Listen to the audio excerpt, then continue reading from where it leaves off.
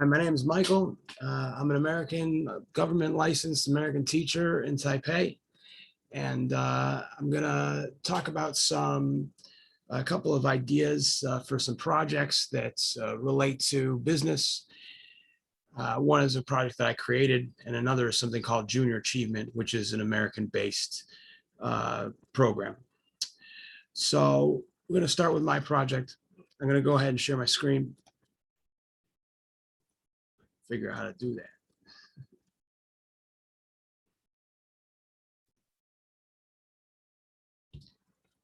Here we go, I figured it out. Okay, so this is class could be as small as 12, could maybe be smaller, but it'd be a bit of a stretch. It could be as big as 40 and maybe a little bit bigger. We'll go over the details of that in a second. So the idea is just to kind of like create a sort of mock, well, let me just show the diagram and talk about it. Okay, this is creating sort of like a mock, like a mini sort of system where you have a government type entity, and you have the customers and then the companies in the middle. The regulatory bodies that work in this context are going to deal with regulating the businesses, and the companies are going to prey is the word that comes to mind, but try and entice the customer and react to the customer, and there's going to be sort of an interplay here, whereas this is going to be sort of a government is basically moving towards are acting upon the companies, and then there's the interplay between the companies and the customers. We won't get into like concepts of corruption and like how the companies maybe have lobbyists and prey on the regulatory bodies, but we're just not going to deal with that for this project.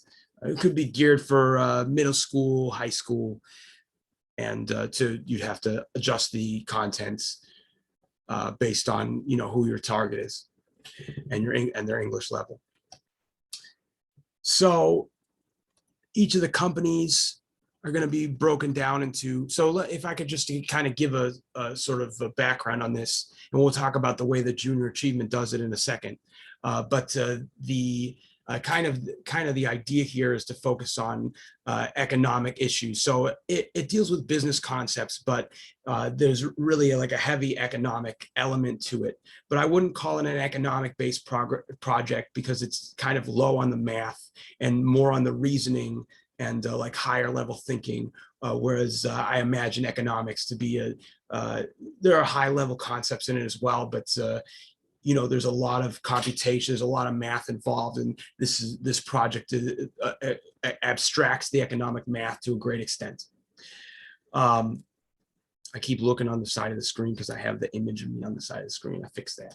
Okay, so what else do I want to say? So the company is broken down into management, office staff, and labor. And based on who they are, they have different motivations. Management, has a real stake in the company. Also, of course, want to feed their family. Office staff have less of a stake in the company, but they have a sense of sort of responsibility and they get treated well. So they kind of see things in more of a long term. And the labor elements of it maybe are seen, depending on the nature of the company, or maybe seeing things on a shorter term. So this kind of affects their decisions. And we're going to focus on the economic reasons of why their decisions are affected in the way that they are. The consumers is the same thing, broken down based on classes, and classes generally generates motivations sort of inherent to the classes. And then in terms of governmental regulatory bodies, we're talking about policymakers, enforcers. So like the people, the policymakers are like more of a high level abstract guys. The enforcers are the ones who are actually going to, writing their, auditing the company in various ways. And the interpreters are, if there's an issue, courts essentially, of regulatory bodies specifically appointed to deal with that sort of thing. And so dealing with, so these are some of the concepts that I've actually taken from this book. This is a like open free book, but it's a respectable academic text. It's written by professors at Caltech, and my screen's sharing here. Yeah. Okay. Professor at Caltech, a professor at Duke. Caltech, by the way, Einstein was a visiting professor at Caltech. These are some very respected schools. And, you know, you can use another book. It doesn't really matter, but I picked this one because it's free. Actually, this is a pretty good resource. I don't know if you guys are seeing this bar here, but let me move it aside. This is University of Minnesota, also a respected school, and provides a bunch of free textbooks. So just went through some of these and picked out some of the concepts that I thought were particularly relevant to my project. Supply and demand, supply and profit, market elasticity. So I think it's obvious how supply and demand will be looked at here with the you know, what the companies are deciding to sell and what's the availability and that sort of thing. Elasticity, so based on the type of products that they choose, you could do for your project. I think it's a good idea to have the companies all focus on a particular industry. You can examine the elasticity of that industry, and that'll be a relevant element of it. So it's a quasi-economic project, even though I said it's more of a business project. Regulatory factors, taxation, price control, and rationing. And these guys can look at that and maybe do a presentation on that for the rest of the group. Should have at least 3 students in each of these areas, and then each company, you should have at least 2 companies. So we need 6 students in companies, ideally 9. I think it should have, I think this should be at least 15 people that are doing this project. And right, we talked about the regulatory factors, motivations. Okay, so like the different, this is what I was talking about earlier. People in different classes are going to have people in different classes. People in different job roles are going to have different motivations. So we can explore that and how that affects things in a business and economic context. Then we talk about gaming the system. If you have time with your project,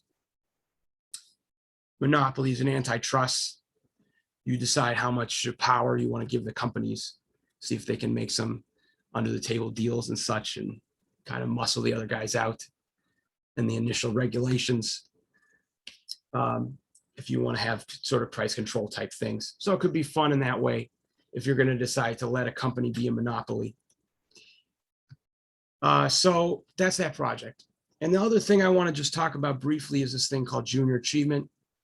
This is actually a thing that I did when I was a kid. I was human resources. And whatchamacallit here. So, oh, this is not it. Okay, so let's take a look here. Let me move this bar. Zoom is not the best interface. Okay. Let's take a look at this. This is just a bunch of resources here. The way that I did it when I was in school is that it's all companies.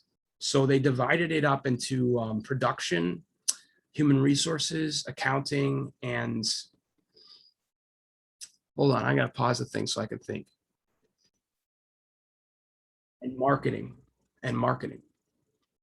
And so the students had different roles in those departments. It was actually just one company. So you focused on making a product for that company and dealing with whatever issues came up. And right, we had election. I think we had elections in the company to decide who was going to be in charge. So that's an interesting thing. And could maybe do it based on, you know, what the skill sets, if you have the students coming in from different background, different focuses in school. I know Taiwanese high schools, you know, students start to have focuses. So, you know, maybe marketing people can, you know, if they have a marketing focus, you know, obviously it'd be good for them to be in the marketing department, for example. if you have a technical product, if you're going to do a technical product, have the technical people in the production department, that sort of thing. And so this is a good resource. You can take a look at this. And then they had a couple of specific resources. This is the high school section. There's also middle school and elementary school section. You can take a look yourselves. So that's that. So I think that these would be some good PBL things that can be done. And good.